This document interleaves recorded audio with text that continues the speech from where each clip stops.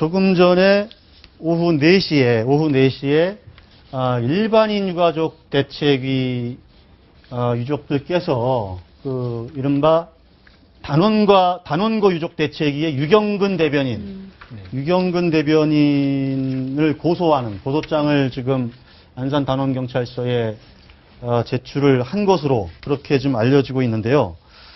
어떻게 보십니까? 지금 유가족들 사이에서 이렇게 지금 고소 전까지 지금 아직 제출은 아직 안 된 상황이고 제출할 예정인 것으로 그렇게 알려지고 있습니다. 네, 그 유가족 내부에서도 이제 갈등이 이제 시작이 됐죠. 전부터 있었는데 사실 네. 이번에 이 명예훼손 건으로 확 갈등이 일어난 게 아니라 그 전부터 갈등은 쭉 있었죠. 왜냐하면 유가족 내에서도 강경파, 우리가 그냥 흔히 말하는 강경파가 있을 수 있고 중도파가 있을 수 있고 온건파가 있을 수 있거든요. 쉽게 얘기해서 여야가 2차 합의안을 도출을 했을 때 일반인 그 유족분들은 거기에 대해서 받아들이겠다, 라고 했지만은 또 이제 그 단원고 그 학생 그 가족분들 같은 경우에는 받아들일 수 없다 이러면서 이제 의견이 분분됐는데 사실 이게 처음에는 유가족 전체가 처음에 나왔을 때는 굉장히 그 많은 국민 여러분들도 굉장히 안타깝게 바라보고 정말 그 어떻게 막 그 안쓰럽게 바라보고 어떻게 빨리 진상규명이 돼서 다시는 이런 일 없어야 된다 이런 쪽으로 모아졌는데 이게 시간이 지나면서 약간 정치 색깔을 입게 되면서 그러면서 이제 안에 있는 분들도 이제 서로 이제 좀 내분이 생기게 된 거죠. 이런 그 갈등 속에서 아마 일반인 그 유족 분들에서는 특히 이제 약간은 조금 더 이렇게 중도 성향이나 온건 성향을 갖고 계셨던 것 같아요. 그런 상황에서 이제 그 유경근 그 단원고 유가족 그 대책위원회 그 대변인께서 이게 좀 이렇게 사실과 다른 얘기를 꺼낸 거죠. 그 내용의 이제 취지는 이런 거죠. 처음에 이제 그 김무성 대표를 만났는데 김무성 대표가 안 된다. 수사권 기소권을 줄 수 없다. 그래서 이유가 뭐냐 했더니 종이를 딱 보였는데 거기에 청와대 세 글자가 쓰여져 있더라. 그걸 보고 이제 일반인 그 가족 대책위원회는 거기에 대해서 이거를 2차 합의안을 받아들이겠다. 이런 의미로 정했다는 건데 이게 일반인 가족에서 보면은 그냥 거기에 대해서 뭐 김무성 대표의 어떤 그런 의사에 대해서 무조건 받아들이는 어찌 보면 그냥 크게 고려 없이 무조건 그냥 여당이나 청와대에 대해서 수긍하는 이런 모양새로 이제 보여졌거든요. 또 그런 내용을 뭐 고려대에서 이제 발언에서 문제가 됐는데 외부적으로 이제 공식 그러니까 어떤 사실인 마냥 얘기를 한 거에 대해서 일반인 그 유가족분들이 이제 말 그대로 쌓여있던 분노가 좀 폭발하는 측면이 있는 거죠. 그리고 또 어느 SNS, 페이스북에는 저런 글이 좀 올라와서 좀 안타깝긴 한데 어느 단원고 유가족이 치졸한 사람들아 영정 당장 가져가시오 아님 밖에 던져버리겠소. 이렇게 이제 일반인 유가족을 이제 비난을 한 거거든요. 그래서 뭐 저런 감정적인 어떤 그런 뭐랄까요 앙금 그런 것들도 좀 서로한테 좀 있지 않았을까 싶은데 그래서 어제 사실은 34분의 영정을 또 이제 옮겼지 않았습니까? 지금 우리 윤 대표 지금 이렇게 저희들이 지금 판넬로 정리해 봤는데 판넬이 너무 커질 것 같아서 많이 압축한 거거든요. 그런데도 이렇게 지금 뭐 고소 고발 뭐 엄청 많습니다 지금. 뭐 어제는 그 신동욱 공화당 총재 실험 단식하고 뭐 삭발 투쟁도 하고 했는데 자신에게 또 욕설했다 그래서 또 세월호 가족 다치기 상황실장을 또 고소를 했고 그래서 또 뭐 모욕죄로 입건이 되기도 하고.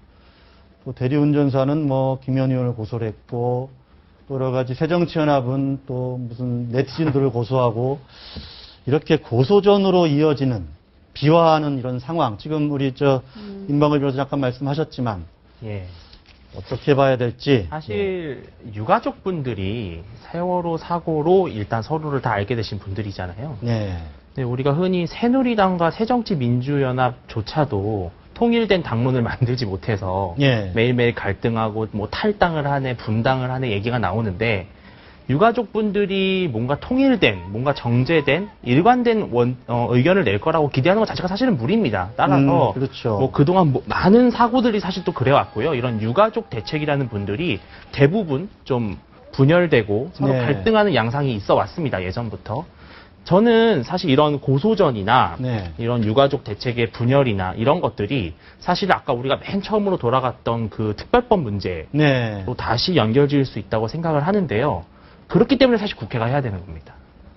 이런 갈등을 우리는 이 갈등을 해결하라고 국회를 만든 거잖아요. 그리고 그렇죠. 그 수많은 비용을 들여가면서 선거를 해가지고 국회의원을 뽑아가지고 너네 싸울 거면 그 안에서 싸워라. 네. 그리고 너네가 싸운 결과를 우린 받아들이겠다. 이게 사실 민주주의인데 지금 국회가 그 역할을 하지 못하니까 지금 이런 자꾸 갈등이 사법 절차에 의해서 일어나는 거거든요. 네. 그러니까 저는 이게 사실 국회가 제대로 예. 갈등 관리 기능을 했다면 예. 뭐 이렇게 사건 자체가 정치화되지도 않았고 예, 예. 또 고소고발 법적 문제로 비화하지도 않았을 텐데 지금 이런 말씀이신데 그 안에서 좀 차분하게 논의를 했으면 네. 국민들이 이렇게 정치적 피로감을 느낄 정도로 갈등이 격화됐을까 저는 아니라고 보거든요. 예. 그래서 아주 좋은 지적을 해주셨고 공감이 가는 말씀이신데 사실 국회 내에서 저런 논의가 이루어져야 되는데 국회가 공전이 되다 보니까 저 표에서 서로 고소를 하고 고소당한 사람들은 세월호 유가족들보다 세월호 밖에서 유가족들을 네. 이용해서 정치적인 목소리를 내던 사람들이 더 많습니다. 사실상 보면은. 그렇기 때문에 어느 순간 세월호의 사건 자체는 국민적으로 슬퍼하는 참사가 아니라 하나의 정치적 이념 수단이 돼버렸고 네. 그 와중에서 자신의 정치적 입장을 관철시키기 위해서 혹은 뭐 내용조차도 전혀 모르면서 일단 무조건 정부에 대해 반대를 해야 되니까 세월호 이슈를 들고 나와서 시위에 참여하시는 분들도 있고 또 반대로는 무조건 세월호 사람들은 종북 좌파이기 때문에 저 논리는 무조건 잘못됐다고 반대하시는 분들이 있고 그러니까 유 대표님 말씀하신 것처럼 국회 내에서 물론 우리 국회가 그렇게 성숙되지는 않았지만 네. 국회 내에서 좀 어느 정도 갈등을 조절하는 역할을 해줘야 되는데 국회 내에서 역할을 못하다 보니까 오히려 밖에서 정치적인 목소리를 내시는 분들이 이 사건을 더 키우고 있다라는 게 결국에 고소고발 현황을 보니까 더 극명하게 보이는 것 지금 같습니다.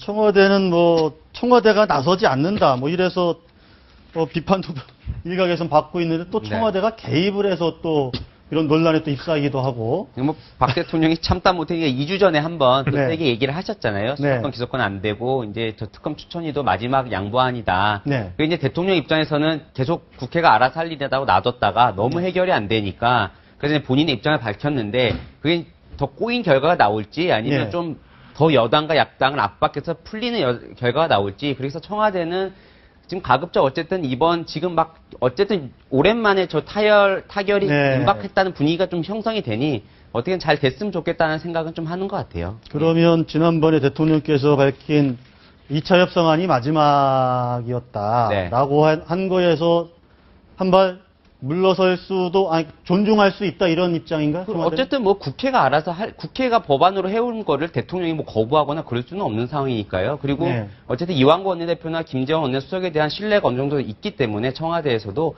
거기에 대한 협상안에 대해서는 크게 뭐 수사권 기소권 문제를 건드리지 않는 한 크게 네. 반대하지 않지 않을까라는 분위기가 좀 네. 있습니다. 예.